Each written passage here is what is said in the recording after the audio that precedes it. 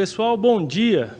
É um prazer estar aqui nesse momento com vocês. Meu nome é Gustavo Macena, superintendente do IEL, Instituto Evaldo Lodge.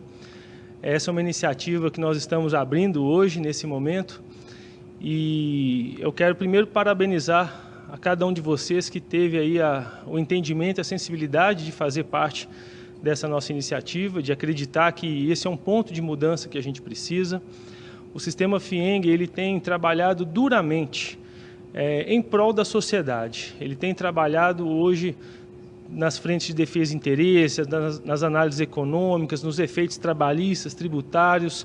Tivemos uma iniciativa no hospital de campanha, porque nós entendemos que a sociedade ela tem que ser preservada nesse momento e também o setor econômico produtivo. E então essa aqui é uma das frentes, uma das iniciativas que o sistema FIENG tem ofertado ao meio empresarial, e eu espero que seja uma de diversas aulas, lives e monitorias de sucesso. Eu tenho grandes expectativas por essa iniciativa, porque eu também creio muito que a mudança, a transformação, ela passa pelo processo da educação, do conhecimento, da formação, e então que seja realmente muito produtivo. Agradeço as áreas da FIENG que estão envolvidas nessa iniciativa. Vocês, como o nosso presidente costuma dizer, o melhor está sempre aqui na casa, parceiro da casa, trabalhando conosco. Então, sintam-se também privilegiados aí com a equipe que vai falar para vocês, que são realmente uma equipe de primeira.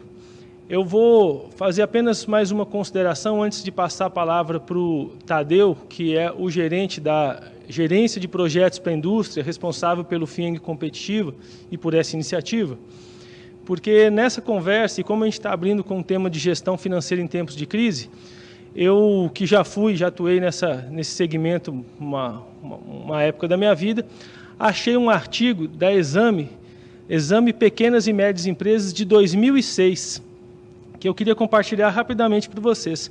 Esse artigo, ele fala dos 7 pecados capitais em finanças. E ele começa dizendo assim: não ignore o seu fluxo de caixa. Geralmente a gente acredita que a última linha é o lucro líquido e desconsidera o que está acontecendo com o nosso caixa. Ele também diz o seguinte: um outro erro é não se relacionar com as pessoas certas no mercado financeiro. Sem entendimento, a gente não tem condição de conversar ali com um gerente no banco ou com alguém que mexe com a aplicação.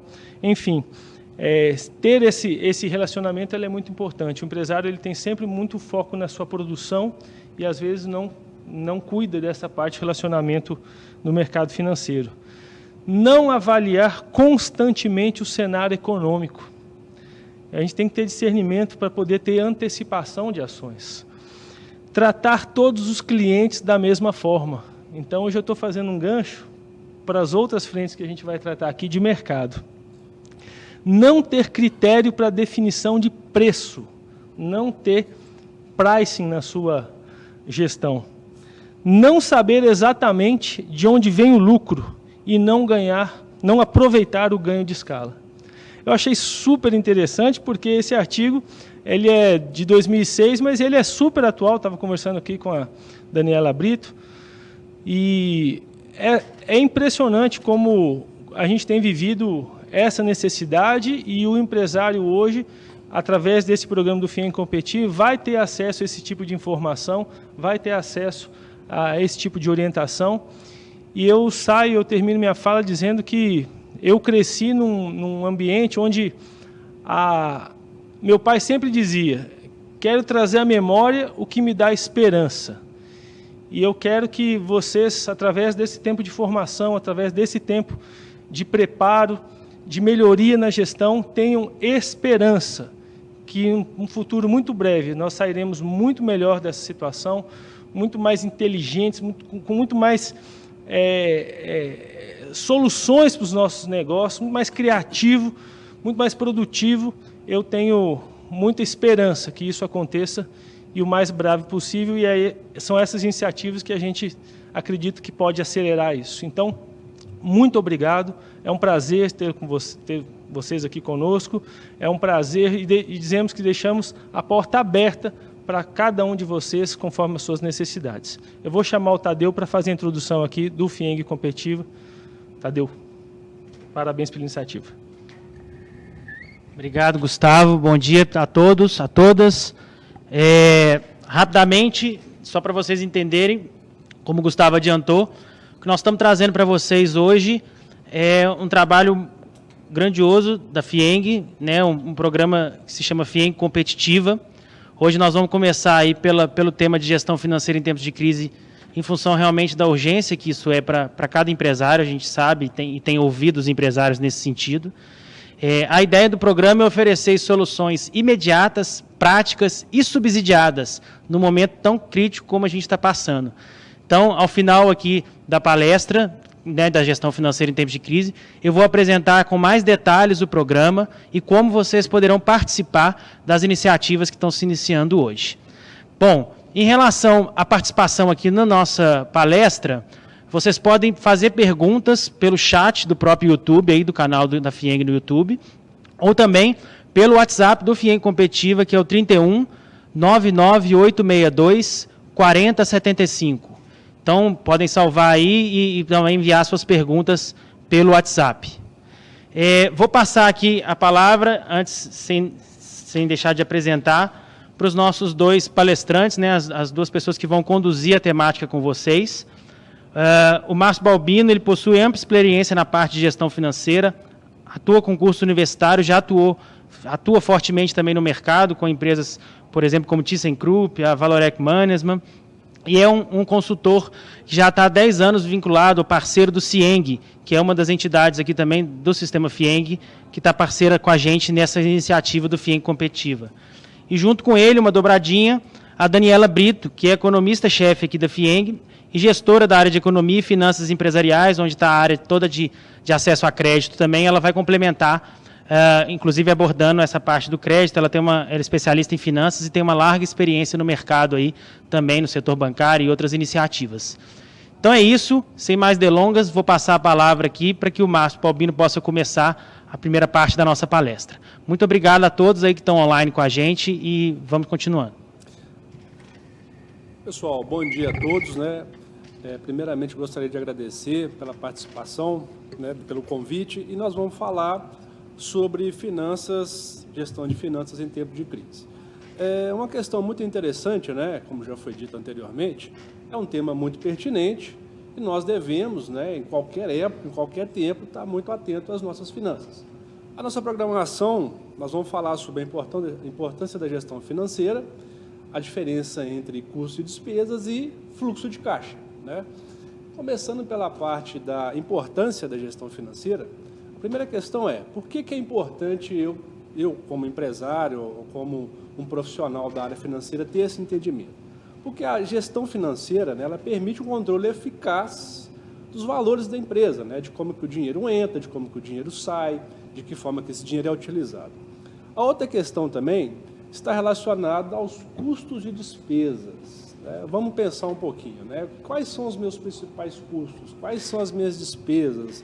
Onde eu estou gastando mais? Onde eu estou gastando menos? Eu tenho algum custo ou despesa que está em descompasso com as minhas receitas, com as minhas entradas? Nós precisamos refletir sobre isso também. E, por fim, é uma questão muito importante que a gente ouve muito dos empresários, é o seguinte, fala assim, Balbino, eu trabalho muito na minha empresa, né? A gente tem serviço, a gente tem produção, mas eu não consigo ver a cor do dinheiro. Então, nós vamos falar também sobre como avaliar a necessidade do capital de giro, né? Então, tem muito empresário que ele está produzindo, que ele está trabalhando, mas no final do mês o dinheiro não sobra, o dinheiro não dá o suficiente, tá? Falando agora sobre custos e despesas, né? A princípio, né, é muito comum a gente perceber nas empresas que se coloca tudo no único pacote, né? Como se custo e despesa fosse a mesma coisa. Porém, tem uma diferença significativa na hora de se avaliar uma empresa. Por exemplo, quais que são os principais custos? Matéria-prima, embalagem, mão de obra produtiva, consumo de energia elétrica. Esses custos são divididos entre variáveis e custos fixos. Os custos variáveis são aqueles que tem variação diretamente proporcional ao volume de faturamento ou ao volume de produção. Por exemplo, matéria-prima. A matéria-prima ela tem que ter uma relação direta com a sua produção, né? Os seus estoques eles vão variar conforme a sua produção ou o seu serviço, no caso do serviço, for acontecendo. Já as despesas não têm a mesma relação, apesar de terem valores também distintos, elas não vão variar na mesma proporção. Então, por exemplo, uma estratégia de uma empresa que deseja analisar custos de despesas, a parte de custo ela está diretamente relacionada à parte de faturamento, à parte de produção. Então, se o meu faturamento aumenta em 10%, por consequência, eu posso esperar um aumento de custo na casa dos 10%, seria algo coerente. Mas a mesma coisa não funciona quando eu olho para a despesa, porque a despesa não tem uma relação direta com essa variação. Então, essas informações, quando o empresário começa a analisar essas questões e começa a visualizar, ele começa a perceber aonde que o dinheiro dele está indo. Consequentemente, né, ele tendo essa visão, ele conseguindo perceber essas questões, ele começa a fazer uma gestão financeira mais eficaz. Isso vai permitir que, se por um motivo qualquer, como nós estamos passando nesse período de pandemia, e por consequentemente o faturamento dele reduz, consequentemente, custo e despesa tem que reduzir. Porque se não reduzir, o que vai acontecer? Vai chegar no final de um período que ele não vai ter recurso suficiente para poder manter a sua empresa operando. Uma das questões importantes que eu aprendi no mercado, principalmente no mercado de consultoria, está ligada à longevidade de uma empresa. Ou seja, o período que a empresa vai se permanecer no mercado. Então, quanto mais estratégias a empresa tiver na sua área financeira, mais é a chance dela permanecer viva no mercado. E detalhe, competitiva. Né? Nós falamos muito para os empresários nas nossas consultorias e nos nossos cursos e treinamentos que a sua empresa precisa ser competitiva. Como já foi falado no início também, a própria questão da formação do preço, a própria situação onde nós percebemos que, às vezes, o preço ele não foi calculado da forma correta, muitas vezes pode ser o impacto, né? A margem que a empresa precisa manter, os seus custos sob controle, as suas despesas e, por consequência, gerar lucro operacional. O que é o lucro operacional? É a diferença entre receita, custo e despesa. Então, se uma empresa faz determinada atividade, a sua atividade tem que dar lucro operacional. Isso permite a empresa se tornar longeva, né, permanecer no mercado por mais tempo e, consequentemente, honrar os seus compromissos, né? Para a gente poder exemplificar o que nós estamos falando, nós temos um exemplo aqui, ó, que demonstra, né, como é que a gente vai fazer para poder fazer a elaboração de controles financeiros, né? É muito importante que a empresa tenha, né, algo que seja feito, né, na ponta do lápis, de forma bastante criteriosa, que ela possa visualizar essas informações de forma prática e objetiva, né? Então, tem que ser de fácil acesso. Então, nós vamos iniciar aqui com um exemplo de montagem de contas a receber, contas a pagar e fluxo de caixa. Lembrando que é o seguinte, a atualização das informações financeiras, elas devem obedecer uma periodicidade que seja diária, né, e com bastante rigor. Por quê? Nós precisamos, né, ter sempre em mente que essas informações não podem se perder ao longo do tempo. Então, por exemplo, uma micro e pequena empresa, ela deve fazer esse tipo de controle? A resposta é sim. Qual que é a periodicidade? Diário. Isso porque, se eu resolver deixar essas informações acumularem, o que vai acontecer é que na hora que eu vou pegar esses documentos, né, essas informações para poder fazer os meus lançamentos, eu posso correr o risco de esquecer alguma coisa e o meu número fica furado, o meu número não fica confiável. E, por consequência, a minha interpretação vai me induzir ao erro. Tá? Então, no nosso exemplo aqui, ó, nós temos uma ocorrência, né, uma ocorrência comum nas empresas. Nós estamos estipulando um único dia, né, pegamos aqui um dia 17/11 para poder exemplificar. Então, nesse dia, o que a empresa teve? Né? Ela teve vendas de mercadorias, ela teve pagamentos, ela teve, novamente, uma venda. Agora, aqui nós temos uma outra questão importante. Então, aqui, ó, nós temos duas parcelas, uma entrada e 30 dias. Por que isso aqui é importante? Porque a empresa fez uma venda, né, no valor de 2.000, só que o caixa dela, para o dia 17, vai receber apenas a metade desse valor. A outra parcela vai ser apropriada 30 dias após. Né? Nós temos aqui também um lançamento de compras, no valor de 700, depois, novamente, outra compra, né? Pagamento em 2 parcelas. Né? Então, eu tenho um pagamento total de 3.000, mas para o dia 17, eu vou apropriar apenas 1.500. Por fim, tem mais uma venda de mercadoria feita em 3 parcelas, 30, 60 e 90. Essa questão, o que isso me chama a atenção? A empresa ela fez uma venda de 6.000. Ela vai ser tributada sobre esse valor. Porém, no caixa dela, do dia 17, não vai entrar nenhum centavo. Porque ela está fazendo, ela vai receber esse valor em 30, 60, 90. Então, a empresa vendeu, mas no momento ela não vai receber.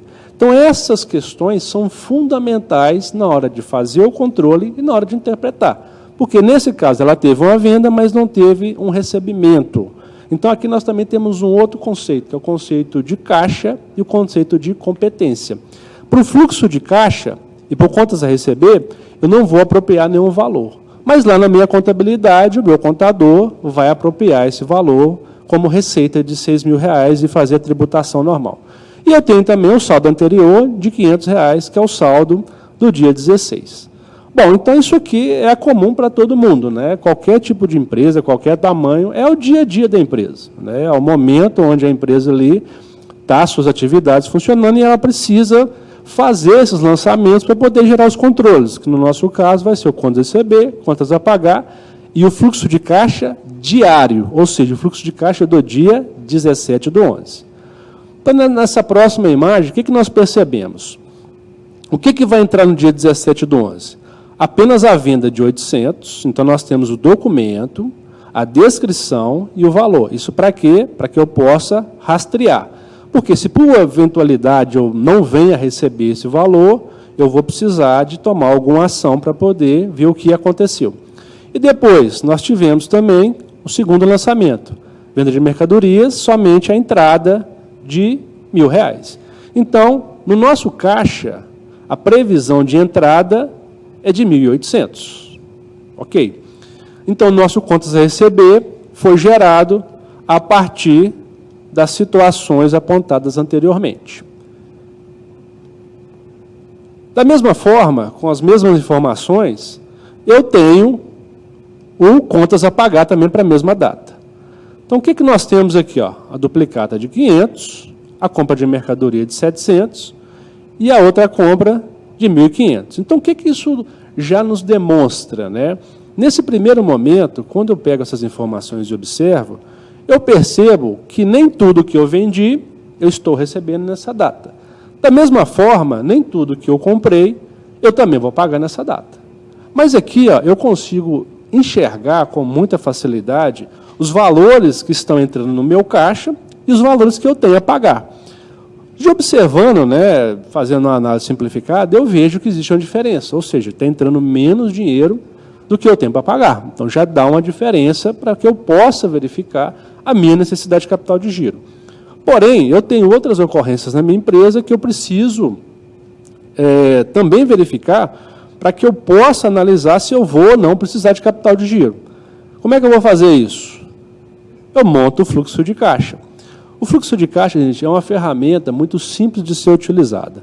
O principal objetivo dele é mostrar como que o dinheiro entra e como que o dinheiro sai da empresa. E ele trabalha com regime de caixa, né? Ou seja, ele trabalha com os vencimentos. Então, o fluxo de caixa, o que me interessa? A data que eu vou receber uma venda ou a data que eu tenho que pagar alguma conta, algum empréstimo, um imposto. Então, é a data que eu preciso pagar. Então, ele representa exatamente se eu tenho ou não recurso suficiente para poder arcar com os meus custos e despesas. Então, o que nós podemos observar? O saldo anterior, que é o saldo do dia, que é a primeira linha, que é do dia 16, R$500. Então, me sobrou no caixa do dia anterior R$500. Então, na hora que eu comecei as minhas atividades da empresa, eu tinha lá disponível R$500. Bom, eu tenho a previsão de recebimento de 1.800. E tenho uma certeza que eu tenho que pagar 2.700. Então, quando eu faço esse cálculo, eu observo um saldo negativo de R$400. A pergunta que o empresário tem que se fazer todos os dias, por isso que o fluxo de caixa ele tem que ser também diário, né? Esse fluxo de caixa, né, eu tenho um saldo negativo de 400. A pergunta é, como que eu vou fazer para poder cobrir esses 400? Né? Eu vou utilizar um recurso que eu tenha, eu vou antecipar recebíveis, o que eu vou fazer? Então, de posse dessa informação, o empresário, né, ou o gestor financeiro, ele começa a ter uma visão mais clara do que efetivamente a sua empresa tem, né, a atividade dela. Então, ele começa a perceber o seguinte, olha, eu estou vendendo dessa forma, estou recebendo com prazo mais alongado. Então, o que eu posso fazer? Eu vou melhorar a minha forma de vender, eu vou conceder descontos, ou o meu preço está fora da realidade, ou os meus custos também podem estar fora da realidade. Então, o fluxo de caixa ele vai permitir isso. E por que ele precisa ser diário nesse primeiro controle? Porque é a minha necessidade de caixa diária, então, ou seja, o meu capital de giro que eu preciso para dia a dia. Uma outra questão também que eu posso ampliar esse fluxo de caixa, para que eu também não tenha surpresas, é fazer um fluxo de caixa semanal. Então, por exemplo, né, hoje é sexta-feira. Então, o que eu posso fazer? Eu posso fazer de forma antecipada, antecipar toda a minha necessidade de caixa para a próxima semana. Então, o que eu vou fazer? Eu vou pegar todas as contas que eu tenho para receber na próxima semana, de segunda até sexta, vou confrontar com tudo que eu tenho que pagar também de segunda até sexta. No final, eu vou ter o fluxo de caixa líquido, que vai representar a minha necessidade ou não de capital de giro. Essa questão vai me permitir que eu tome decisões mais acertadas. E a outra questão, que eu vá buscar recursos, né, que tenham custo mais barato. Por quê? Porque eu vou ter tempo para fazer isso. Né? Então, eu vou poder analisar se eu vou buscar esse recurso no banco, se eu vou pegar empréstimo, se eu vou trabalhar com recebível, se eu vou negociar com o meu fornecedor para poder alongar um prazo de pagamento, ou seja, eu vou ter mais tempo para poder trabalhar essas questões, né? Então, essa questão do fluxo de caixa, gente, só recapitulando, como é que nós montamos um fluxo de caixa? A primeira questão é, a parte das entradas é o contas a receber, a parte das saídas é o contas a pagar. Na hora que eu faço, né, a junção desses dois controles, eu tenho meu fluxo de caixa. Detalhe, esse saldo aqui, o saldo final, ele representa exatamente o valor que eu preciso para cobrir as minhas obrigações, né? Ele me demonstra de forma clara e objetiva tudo aquilo que eu preciso para me poder arcar com as minhas obrigações, né? Para isso, uma outra questão muito importante que nós também devemos entender é a minha projeção de caixa um período maior. Nós chamamos isso de fluxo de caixa projetado. Esse fluxo de caixa projetado, o interessante é que ele tem um período mínimo de 1 mês e um período razoável seria 3 meses.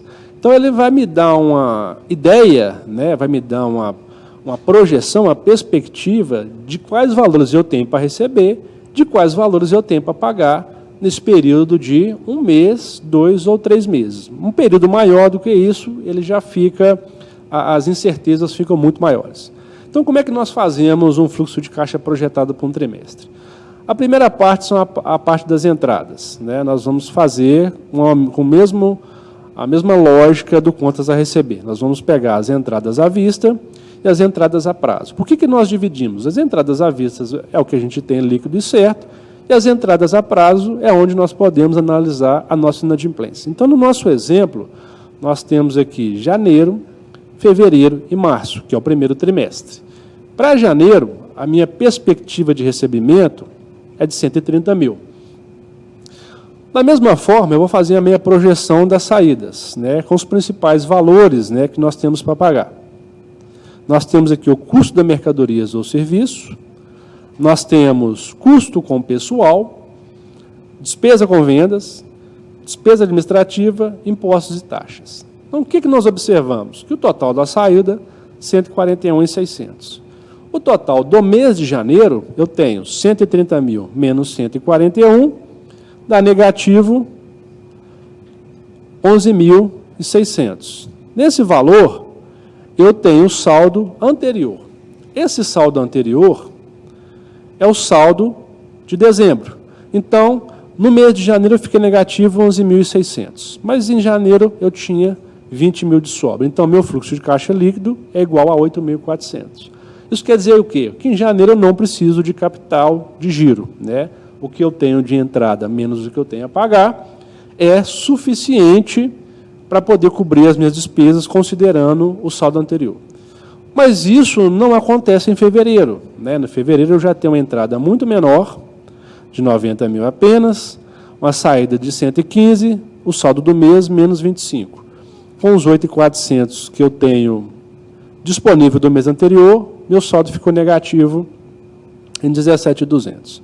Já em março, quando eu faço a confrontação entre entradas e saídas, o meu saldo geral dá positivo em 14.200. Porém, o saldo anterior era menos 17, isso vai me dar um saldo negativo de 3.000. O que acontece, gente? Aí nós temos a seguinte situação.